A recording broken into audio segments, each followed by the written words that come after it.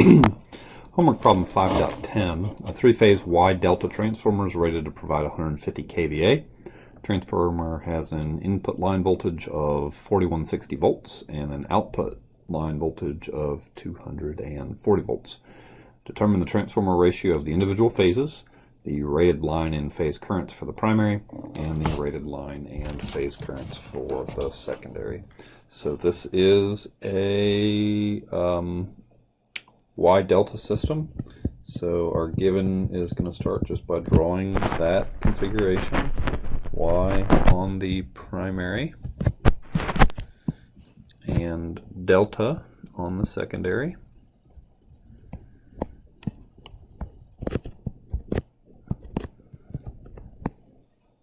And we were told that the input line voltage is rated to 4160.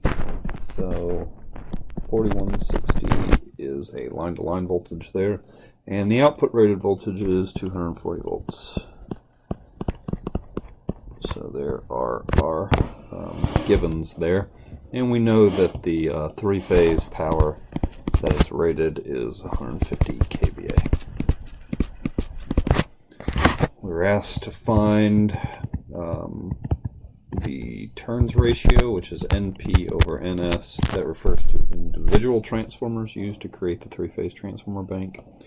We were then asked to determine the phase current on the primary, the line current on the primary, the phase current on the secondary, and the line current on the secondary to determine those rated quantities there. The solution is that we know that the turns ratio for an individual transformer is going to be equal to the ratio of the phase voltages on that transformer. So the primary phase voltage divided by the secondary phase voltage. On the primary, we weren't given a phase voltage, we were given a line-to-line quantity, so the phase voltage on the primary has got to be calculated as 4160 divided by the square root of 3, and the phase voltage on the secondary is equal to 240. So if I take 4160 over root 3 divided by 240, I get 10. So the turns ratio of the individual transformers each has to be 10 for this configuration to work.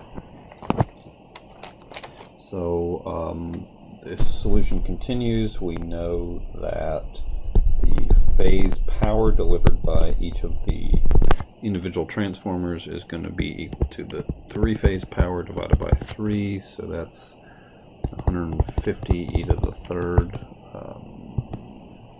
voltamps over 3 is going to give me 50 kVA for my individual phase power. And that's, we use it later. On the primary side, the line current and the phase current is the same because it's Y connected, so we can just say that I phase on the primary is equal to I line on the primary is equal to S phase over V phase, so that's going to be 50 kVA over the phase voltage, which we calculated as 4160 over root 3, and that gives me a value of 20.8 amps equals I phase on the primary equals I line on the primary. So the transformer has to be rated to carry that much current. I don't know why I have 20.8 amps there. That's just 20.8 amps. On the secondary, I'm going to use the same calculation based on the three-phase power. I phase on the secondary is going to be S phase over V phase equals 50 kVA. This time it's a delta system, so we've got 240 volts across a single phase.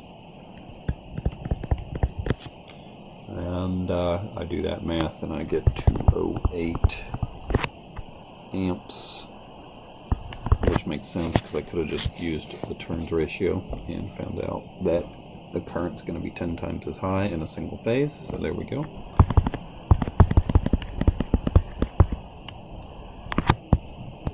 And then